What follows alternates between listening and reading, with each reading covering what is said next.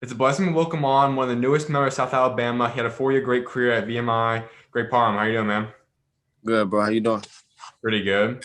Well, take us this. We know the transfer portal is going crazy right now. You thankfully got your name out of there. You know where you're heading for your last year of college basketball. Take us through how you're feeling right now. I'm feeling really great. Definitely a blessing to get all the attention that I've gotten, but definitely heading to South is very I'm very excited to get down there and get to work. Just from the look of it, obviously we're going to see how it all comes together on paper when you guys work out, but this is a special team coming together. You guys have landed multiple big players already. It's not necessarily a big name. South Alabama is a pretty solid team, but you had offers from all kinds of big schools. People were interested from the high majors, high mid majors. What led you to South Alabama? Like, why is it the school you chose? South Alabama because like the coaching staff, from when I had my couple of Zoom calls, like the whole staff from the head coach to managers to the strength coach, like everyone was on there, like very invested in me coming there. Um, the campus tour, everything just seemed perfect. Different scenery for me from being at a military school and just having there like that, the plan they have for me to help me become a pro and just help me like do something major at South Alabama. Um, I think that's the main thing that really sold me between other programs. Just the coaches being genuine and just showing real love.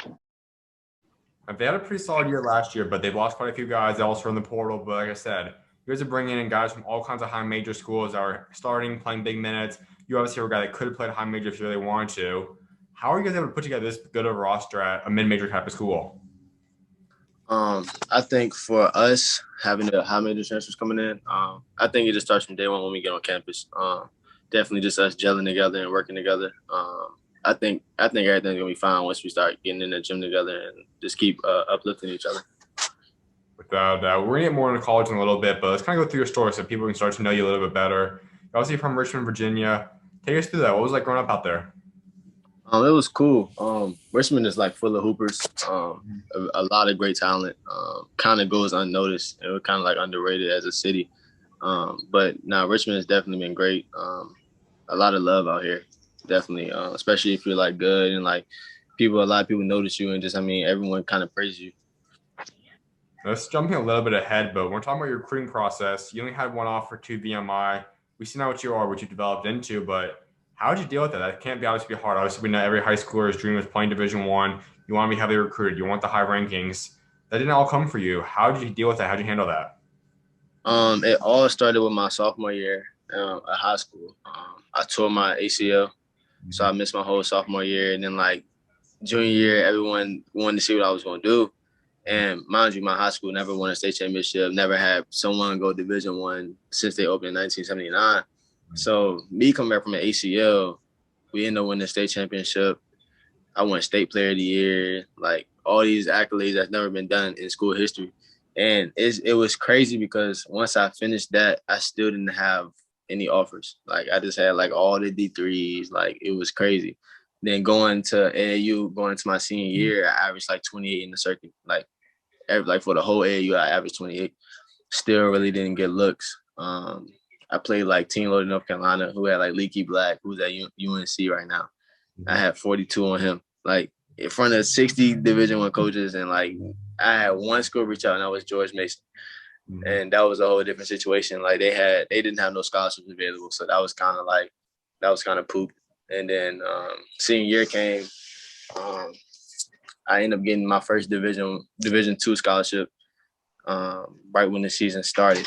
And then after that, I just started rolling in with Division Twos, and then VMI came at the end of my senior year, and I mean, it kind of just, I guess it's just God, honestly. I think it's just his timing and he just kind of put in me like dedication and just keep working while you wait kind of thing. I think that's the main thing I really got from that. And I mean, his time is really showing me what it is. So I mean, I'm grateful for that. When you talk about all the things you accomplished, playing at a high level in the circuits, you did a high level of basketball in one of the most richer basketball area states that's heavily recruited, player of the year in your state, state champion. All this comes together. I mean, that's not something that typically we'll see a guy goes unranked or not have many offers. Why do you think that was? Like, what do you think it was that colleges were not missing you? Like, why would they not want to offer you? Like, why do you think that all happened? Um, I really can't say like it was exposure because I mean I played in all the like high tournaments and stuff like that. I don't. I mean, honestly, I really don't know. I question it now. Like, I don't know what I did wrong, but like AAU, we had 3 teams and I played on the B and C team. Like I wasn't even like considered good enough to be on the A team. So like, you know what I mean? I honestly don't know why. Did they ever like put a chip on your shoulder? Like what kind of effect did that have on you in terms of playing a game when you got to college even? Like what kind of chip did that put on your shoulder? It definitely motivates me. Like it still motivates me today. Like even going to a game and it's like we're supposed to lose or like this guard supposed to be better than me. Like nah, like I've been underrated my whole life, been an underdog. So like it just always like it motivates me. I mean it keeps me hungry for sure. Let's kind of go back to high school a little bit. You mentioned obviously you had your freshman year, but then you go into your sophomore year, you miss the season because your ACL. Take us through that. Obviously, it's not an easy time when you have an injury of that status. Take us through how that went down, how the injury happened, and really how you were able to come back from that. So what happened the third game of my sophomore year? It was an out of bounds play, and my teammate went to throw the ball in. I jumped up, caught it, came down. It was just done. Like I don't know what happened. I didn't fall on one foot. It was just I guess the planning, but I mean definitely it was tough at first. I didn't think I tore anything. I was walking around fine after like 2 days and got the call and said I tore my ACL, and it was just like wow. So going through the process, I mean, it was definitely tough, but I mean, it's ultimately like I gained some qualities. I mean, hard work, dedication, putting that time in, like uplifting others, even though I was down, still putting a smile on my face, perseverance, like things like that would teach you like throughout life as well. So definitely when that happened, I mean, I was kind of hurt, but I mean, it helped me in the long run for sure. That's the key thing to look at because obviously you prefer to be on the court playing, but at the same time, you can also look at it positive. You get a different experience. You can watch the game more from a coaching standpoint, kind of evaluate the game more throughout that course of a year. How much does that benefit you now when you got back on the court your junior year and then obviously carrying on today in college? Definitely that helped me just with me sitting out, it allowed me to become like more of a coach and kind of like understand the game a lot more. I really played the game off angles. So like if I see someone's foot is this certain way, I'm gonna attack this certain way kind of thing. And like someone setting the back screen, knowing how to read that screen, like it just helped me mentally to really learn about the game and keep me up to date on a lot of things, keep me ahead of the game. You come back from the injury and you come off your breakout season your junior year where you guys win state championship. What was your mentality though? Obviously, you just want to get back on the court. You're excited, I can imagine. But what was your mentality heading into that season? Definitely wanted to get back. We had a slogan called "Make 'em Believe," because no one ever thought my high school program would ever be the ones win the state championship in probably years to come. So that was definitely something we wanted to keep going with throughout that senior year. But we were young, so it was kind of hard getting the young guys to kind of really buy in and understand what we're talking about. Because my junior year, we had a lot of seniors and juniors, but we ended up making it to the state's quarterfinals where we lost. And I mean, I finished the season off averaging 26-6, and I mean, still didn't have a Division I offer, and it was tough. But ultimately, I mean, I was proud of where we brought the program back because a lot of people don't even make it back to states again for a second time. So, I mean, it was kind of cool. And take us through winning a state championship. Obviously, it's the big goal of anyone's career for high school. What was that experience like? And it was amazing, especially being the first one in school history. I mean, it's something that I mean, no one can take away from you. So I mean, definitely writing that history. That's something I mean I can live for forever. And so you go through that recruiting process, as you said, you're mostly looking at Division twos. At that point in time, before you obviously got the Division I offer, what schools were you looking at? Like, where did you think you originally were going to go for your college career? Oh, I definitely was going to commit to Wingate University. So that's where I was going to go. So yeah, that was the main school I was looking at. Some guys look at the possibility of playing, possibly going to JUCO for a year or 2 years. Obviously, you're also playing a prep year. Was ever something you looked at or considered? Not really. I had a lot of JUCO offers as well. But I kind of knew my time was like I just kept praying and kept saying to myself like my time is coming, like the offer will come. Cause like ODU came to a couple games, Fort Wayne, Indiana. They flew down to a game. So I mean I had interest, but like just no one really took that extra step and extended me an offer. So I mean I kept telling myself like my time was coming, but I definitely didn't want to do JUCO and lose a year. And I didn't really want to take the prep route. Because, you know, that's kind of a sticky situation, and you got to go to the right prep school, of course. So that was just my main takeaway from that. So you go to VMI, and we can always be honest with that. Obviously, it's not a school where a lot of people will constantly come out of division want to go pro right away. It's not a place where you're constantly going to NBA looks and all. But it is a place where you obviously have to play on a high level to be able to make it and possibly go to a higher Division I school. But what was your mentality heading into there originally? As a freshman coming in one Division I offer, what were your expectations for your career there? My expectations were very high. Obviously, I mean, it didn't happen until my senior year, but I really had high expectations for me coming in. I really just wanted to come in and impact as much as possible. Like I wanted to be a starter when I came in. Like I had all these goals set, but I mean, your time is not always the right time. You know, like it's always like you just got to keep trusting the process, and I think that's kind of what happened. And I was little when I came in. I was like 145. So like I had to put some muscle on. Like now I'm 185, so I put on 40 throughout my college career. So which is cool, but yeah.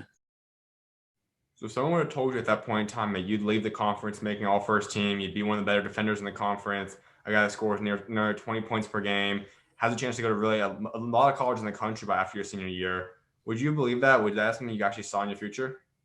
Oh yeah, most definitely. I know the work I put in and the time I put in. So I mean, it's expected. Like I feel like I work too hard not to reap those things. So definitely, definitely do think that I envisioned that. In terms of Coach Earl, obviously you guys grew up pretty close to Blonde, I can imagine, over a 4-year career there. But what do you think his expectations were? Do you think he ever saw you as being the guy that could take over the offense, be the go-to guy, or what was his expectations for you? My first couple of years, we had a lot of guards, so it was kind of hard for me to figure out my role. So definitely he wanted me to come in and run the show, like get everybody involved kind of my first 2 years. Junior year, he wanted me to kind of take more of a leading role. That was kind of tough too. We still had a lot of guards. So like this year, our roster kind of stayed the same. We had a couple major pieces leave. Well, Travis Evee left, so that we lost 13 points right there. So definitely like going into senior year, I had to take more of a scoring role and kind of just being the leader, putting this thing on my back a little bit. Now, the thing about you is that you obviously value basketball. It's probably your main priority, but you do prioritize your academics as well. You're a heavily academic guy throughout high school, throughout college. Take us to that side of you. Like, how much of a priority is academics to you, and why do you have you put so much effort into that? Definitely. At the end of the day, that the basketball will stop dribbling. So definitely having an education to back me up will be something that's expected as well. I'm getting my master's, my bachelor's in psychology, and I'm gonna get my master's in kinesiology. So I want to become an actual physical therapist after going through my torn ACL. So yeah, I think the education part is really important, which a lot of like high school athletes kind of lack, like knowing like these, like your academics really mean a lot. So that's something I really want to like reach out to freshmen and stuff about their academics too.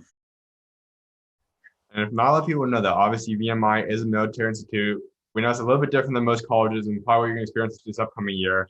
What was it like being a part of that atmosphere? It was really different, especially coming in as a freshman. I didn't know what to expect, military wise, but I mean, ultimately it helped me as a person, on and off the court, especially like we're waking up early, going to formation, like having parades and stuff I didn't want to do, but I still had to get it done. I mean, it instilled a lot of like things in me, like time management, just getting things done when I needed to, integrity, all those type of things. So, I mean, like I said, it's helped me grow as a person on and off the court. So what do the days look like there? All right, so I'm gonna give you my busiest days. It's a Wednesday, so I gotta wake up at 6:45. Formation at 7. I have class at 8, 9, 10. I probably go lift at 11. I got class at 1:20, and then go to practice from 4:15 to 6:45, 7. Then I gotta go to dinner formation at 7:30. Go eat, and then have the rest of the evening. Probably have to do work, or I can just relax a little bit, and then I just gotta repeat it the next day. And when you're in that atmosphere, how do they kind of push you when you're having a whole campus that having to work hard, push themselves? What's it like being in that atmosphere? It kind of just teaches you like togetherness and kind of just, like I said, kind of uplift each other. I mean, we all know our situation is different from a lot of schools, so kind of just like, I know someone in a down mood, kind of just uplifting them, like, bro, like, you're not by yourself on this. Like, we're in this thing together and we're going to get through it, kind of thing. So basically, I mean, like I said, just kind of uplifting each other and just keeping the spirits high. We talked about Coach Earl a little bit ago, but take us through your guys' bond. Like, how much have you seen that grow over the past 4 years? Just where do you guys stand today? Like, talk about your guys' relationship. So our relationship honestly wasn't the best my first 3 years here. So like, I know us not having a winning season and what I wanted to do to the program to impact it before I left, especially like having our first winning season. I had to grow my relationship with Coach Earl. Like, I had to be that extension of him on the court. And so like, I took it on my shoulders and kind of like went to him and talked to him, just like, you know, Coach, like, I want to build this relationship. Like, I know we're going to have to be eye to eye on a lot of things, like, especially, like I said, being an extension. So we kind of sat down before the season, before COVID hit last spring, and was like, this is what we're going to do. We're going to watch a lot of film together. We're going to stay in contact, just keep reaching out to each other, just check on each other. And, I mean, it went to the offseason, then ultimately to the season. I mean, we kind of just – I mean, it was just a lot of trust there from one another. Like, he trusted me making plays, and I mean, I trust him to calling the right plays too. So I mean, it was a two-way street. So I'm happy our relationship has grown a lot. Clearly that worked out well. Obviously, your main goal would have been going to the tournament, but it was just something that for the school is a huge thing. First winning season in 7 years.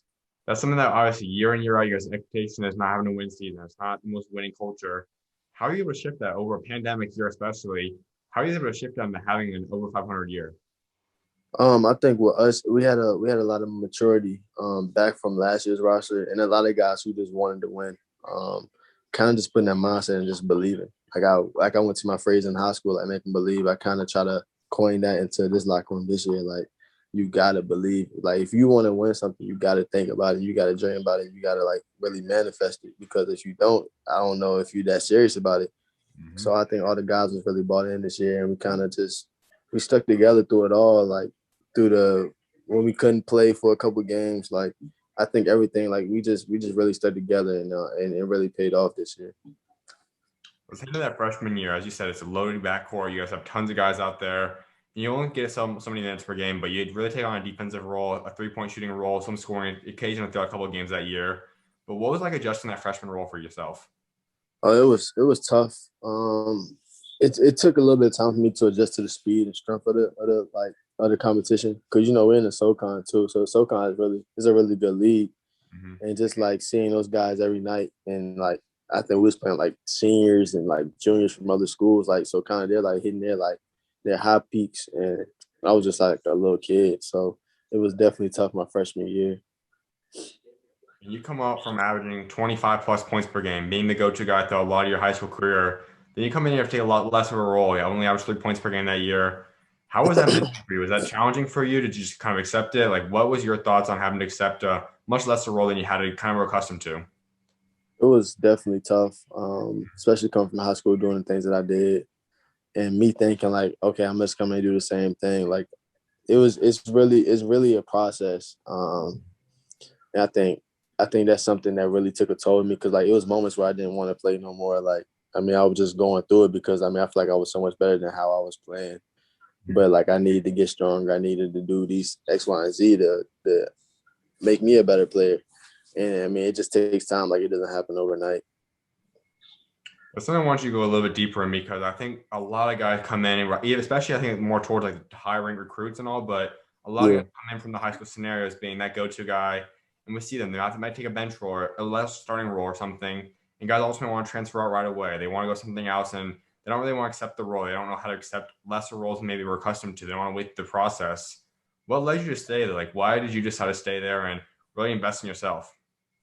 Kind of just my parents. My parents really installed me, like, never quit. Like, and I didn't want to leave VMI on a situation where I was leaving because it wasn't my time yet, or there was somebody in front of me. Like I said, I always preach on trusting the process, because I mean, your timing is not always the right time, and like, ultimately it's up to God. And if you put in that work in, it's going to show.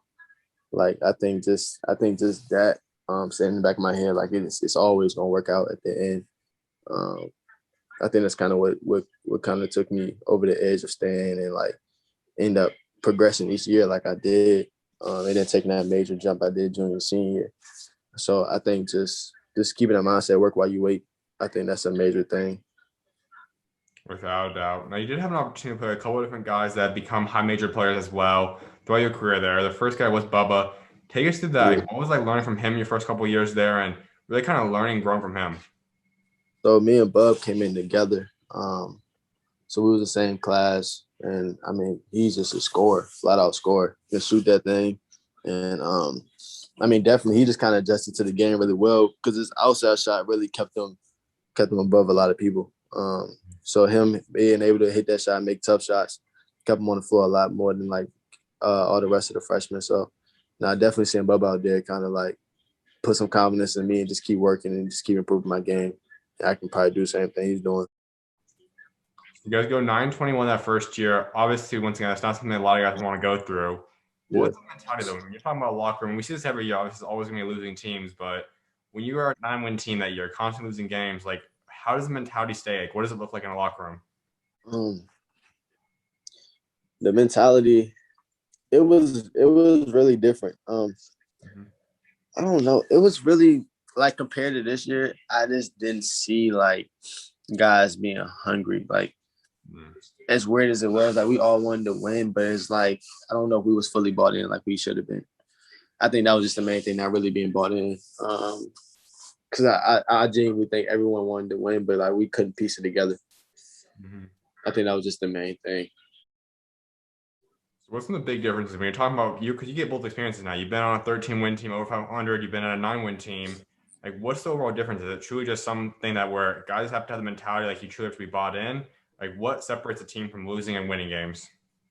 Like I said, I think just believing. I don't think we did a lot of believing freshman year, and I don't think a lot of people were bought in. So definitely just us, like this, like our guys. Like I don't think no one is transferring from our team except the seniors who like we don't have a graduate program. So I think that plays a major role with no one leaving and kind of just want to keep carrying the culture. Because I really think we built something, and I think it started with us. Just always fighting, like never giving up, even though like we're always undersized. Like I think just believing, keep fighting, and just always work when no one else is watching. I think that's the main thing. We're always gym hungry, and a lot of guys always stay in the gym. So I think that culture is gonna keep going for us. When you did get the opportunity to shine, you really had breakout kind of games for you that year. What were those two games like?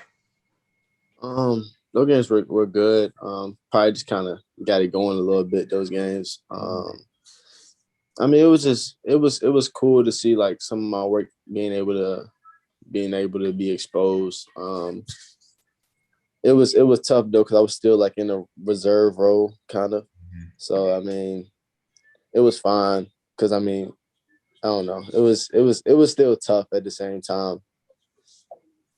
You come into your sophomore year and you get the starting job for the first 16 games. But you head into that, you kind of know there's more opportunity for you this year. You're going to get a lot more chance to shine. How are you kind of preparing for that summer? I did. So I actually did both summer sessions. I was excited about going to my sophomore year, but it didn't end up going how I wanted. But definitely, I did a lot of workouts, working out with the coaching staff, did a lot of lifts because I wanted to change my body a lot. That was the main thing. I needed to put on some weight. So I think I put on like 15, 20 pounds that year. And I just kept working. I just did as much as I could. You start the first 16 games, and then it shifts around. You're going to take a bench for the rest of the year then. What went into that, and how did you take that? I think my sophomore year, it got to a point. It was, like I told you, it was tough for me trying to figure out my role. Like we did have Bubba who averaged, like 21 my sophomore year, and he's like more of a two guard. He ended up being moved to the one, so he kind of took my position. And I mean, I just kind of lost confidence. It was really tough. I didn't know what to do. Like, I mean, I was still young too, so I'm just like trying to figure it all out. So like the first 16 games, I played well. Like the first few games, and then like I just kind of I went downhill for a little bit. So I guess they went with the change and put Bubba at point guard. So I mean, it was definitely tough. But I mean, I wanted to try to keep that faith and keep going. But at that point, I was really thinking about transferring and like trying to go somewhere else where I possibly could be like much more wanted and needed in that point guard role. So that was kind of my mindset, and I mean it was tough because I think every college player thinks about transferring. Like you see the portal now, so it was really tough my sophomore year. There's one game I want to touch up on though. You had double, 11 points, 10 assists game. What went into that? Because that's often not an easy job, especially a sophomore in your role. How are you able to have that performance? No, it was really cool. I honestly, I think that was my first game my sophomore year. So it was. I mean, it was cool. I mean, like I said, we had a lot of pieces. I mean, and that was a great game overall. I don't even think I had a turnover that game either. So it was. I mean, it was definitely good. I was excited that game. I was really excited for the rest of the year, and I mean, double first game was kind of impressive. And then you guys get another guy comes in, a freshman. Obviously, he's out Rice on Travis, but how are you kind of getting your bond with him? Like, how did that grow? What was like getting Travis in that team, and how did he help you guys? Oh no, Travis was wonderful. Travis is a streaky shooter. Can get downhill, can create for others, and for himself. So definitely like hanging out with me and Trav hung out a lot when he was here at VMI. That was my guy. So no, definitely he added another thing. He added a lot of great shooting for us as well. When you're talking about Bubba and Travis, how do they kind of compare, relate? Like, what are the differences and similarities between the two of them?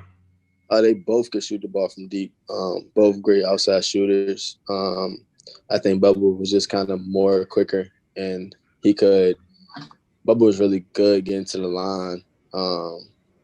He had a great change of moves and dribble moves. Travis is more kind of just I'm gonna keep it simple, but I'm gonna still give you buckets kind of thing. Very good catch and shoot, good off the dribble shots. He was really good going left. So yeah, I think that's some of the differences with both of them.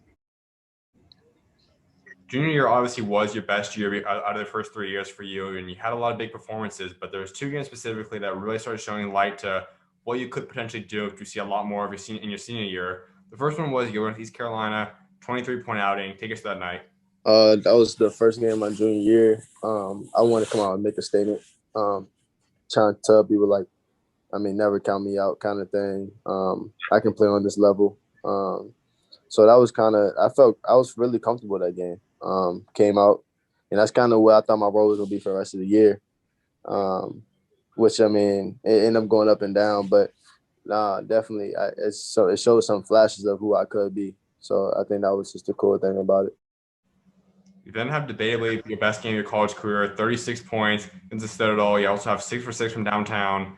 What was that night like, and how hot were you that night? And that game was really crazy. I just really had it going. Shoot. Yeah, I don't know. It was something in them. I don't know. It was crazy.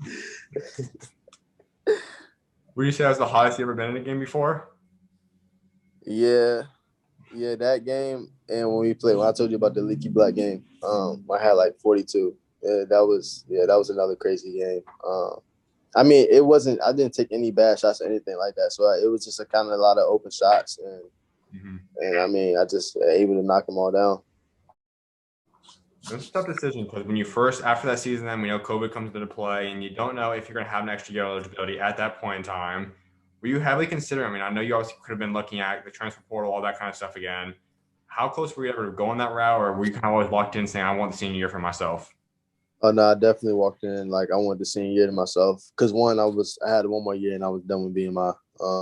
I wanted to get that degree. That's the most important thing. And then two, I didn't want to give up on something. I knew the impact I wanted to have on the program, so I didn't want to give up on that. Without doubt. So you head in then, obviously Travis moves out to Rice, and it really is your team, or at least on paper it is. We know you're the senior leader now. This could be your year. What were your expectations for yourself at the start of the season? My expectations was I wanted every award. I wanted Player of the Year. I wanted first team. I had these things set aside. Like this is what I want to do. I want to average 20, 7 and 7, shoot over 50 from the 3 and the 2. Should make 90% of my free throws. So I had all these things lined up that I want to knock down, and I mean it kind of worked out that way. Except that Player of the Year. The rule comes into play, and we see that everyone's going to get extra year eligibility. It's pretty much a free year for everybody. What was your original thoughts on that? Did you plan on wanting to use that right off the bat? Do you think you're going to stay at VMI until the end of the year? Did you want to transfer out? Like, what were your thoughts when you first started hearing about the rule? I was definitely excited because knowing I could finish my 1 year here and have another year and go anywhere I want. I think that was kind of cool because I still had that bachelor's and I'll be able to attain that master's. So, I mean, I think that was just kind of the most exciting part about it. Overall, we look at the course this year. You start every single game for yourself. 12 20-point outings. At one point, you had 7 straight, and then 8 or 9 games 20 plus. When you get that hot, because that's something that very few people in the entire country were able to do this past year. What was that little stretch like? Kind of. I mean, yeah, I was hot, but I mean, I was just playing with a lot more confidence. I was trusting in myself a lot more, and I know I needed to have those kind of games if we wanted to win.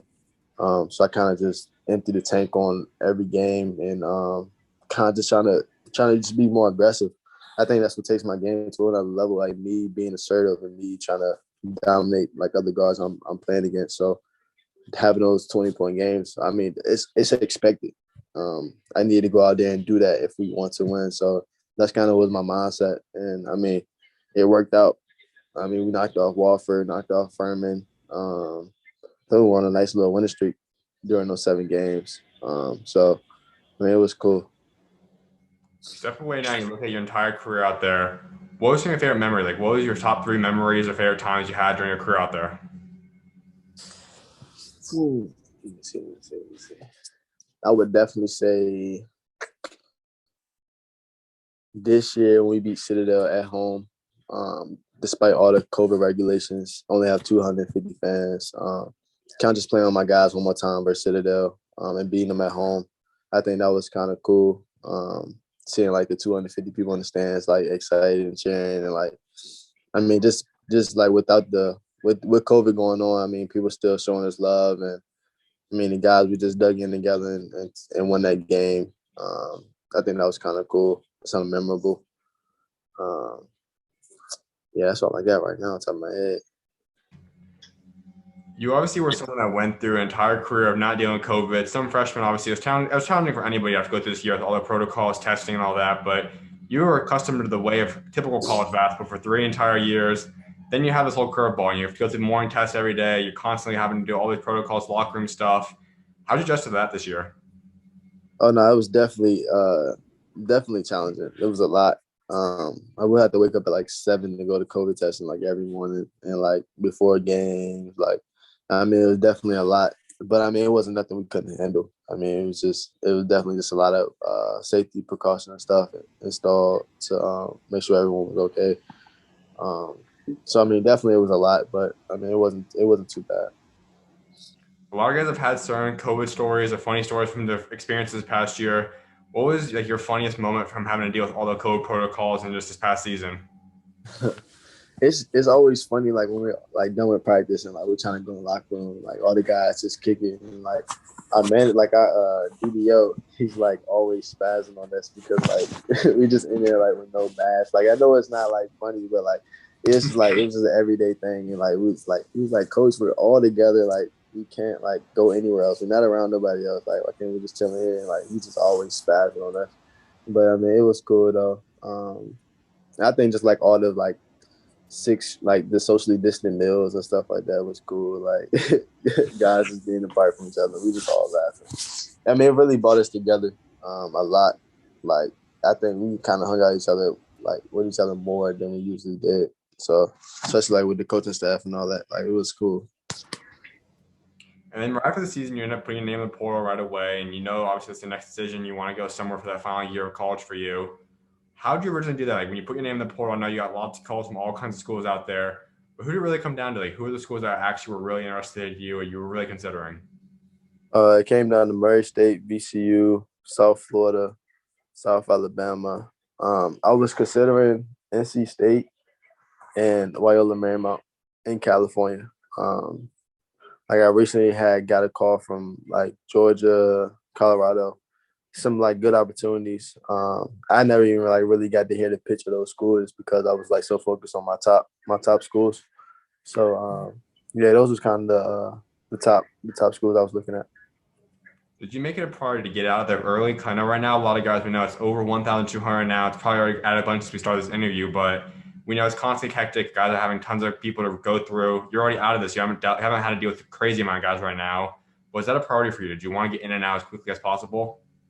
So my main, I wanted to decide by mid-April, but I know like I didn't want to miss out on the school that was genuinely like interested in me because I knew how much the portal would grow, especially like with people's seasons like ending and stuff. I kind of wanted to like go ahead and just figure out what kind of schools be interested in, how long I want to kind of go about the process. So now we do know obviously you're going to South Alabama, and we kind of discussed about how special you guys can be, but did you know any of the new transfers coming in? We talked about Charles, Lance, Turbo. Like, did you know these guys prior to committing, or have you guys know them yet? So I didn't know any of them prior to me committing, but once I committed, Charles Manning, he actually hit me up, introduced himself. I talked to Jay Jay from Texas A&M, and then a couple of guys. I talked to a couple of guys on the team, Kaio, and it's another guy, don't remember his name. And then like the rest of the guys kind of just follow me on Instagram. I haven't like talked to them yet. Mm-hmm. So that's cool. Just trying to get to know some of the guys on the team who I'll be playing with. When you talk about getting out there, it's obviously something to build the chemistry pretty quickly, a whole team coming together. But ultimately, we look at the names. On paper, you guys could be legitimate. You guys could easily be a team that's going to go to the tournament next year. But how do you guys put all those pieces together? How do you guys become that tournament team? I think it just starts with off season. Definitely just gelling with the guys, getting to know each other. I think more on a personal level, just so like we care about each other. Like I said, just kind of hanging out with each other. I think all that just plays a factor into how we're going to be on the court. Because, I mean, as tight as you are off the court, it's only going to help you when you're on the court. So, definitely just getting in the offseason and then summer hanging with the guys, I think that would be a major piece of everything. We know at the helm of this all, though, is Coach Riley, and he's the one that clearly orchestrated all this. He's the one that got you guys all together. How do you put this together? Like, clearly something special. Like, discuss what it was like. How do you tell you guys? Like, what's his pitch to you guys, and what's Coach Riley like? Coach Riley is a great guy. I just loved his passion and energy. He has a plan for me for next year. Kind of wants me to be that lead guard, kind of like how Michael Flowers played this past year, averaged like 21. But he wants me to be more. He wants me to score. He wants me to like run the show. So yeah, basically he kind of sold me on just having the pieces around me. I could easily come in and average 20 points plus and 10 assists a game. Just with all the pieces he's bringing in around me. Without a doubt. So you look at this conference. The Sun Belt Conference obviously has a lot of talent out there. How excited are you to be a part of that conference, though? Oh no, I'm really excited. Definitely some different competition, and I mean I know these southern schools are very good. The Sun Belt Conference has a lot of history of people getting into the NBA and stuff like that. So it's definitely a lot of great talent. And I mean I'm just ready to get out there and compete. When you talk about building a mid-major conference, obviously we see a lot of these powerhouses start to form, and I think you guys have the capability of becoming the next school that can produce a lot of great players. You're only here for 1 year, so what do you want to establish? Like, what's the legacy you want to build so when you look back now, you can have South Alabama contending now for the next couple of years? Definitely, I want to come in and impact as much as possible, whether it be on the court and off the court. Definitely on the court, I want to win a conference championship, regular season title. I want to come in and be newcomer of the year, player of the year. Like I have all these goals I have set, and I think just winning and people noticing the impact I have on campus, knowing I'm a great person as well. It's just something I really want to cherish. That I am a great person outside of basketball, and I mean that goes a lot farther. But I think that's kind of all those stages are kind of what I want to leave my legacy and impact the program. Overall, though, I was like wrapping up discussing your overall legacy. So when you are done playing basketball someday down the road, what do you want your legacy to be for you to achieve both on and off the court? Legacy I want to achieve on and off the court. I kind of just want to be a person that people knows I impacted many lives. Like touch people in a way like I was that somebody for someone. Kind of just being all about an uplifter. A great basketball player, handle his books and stuff like that.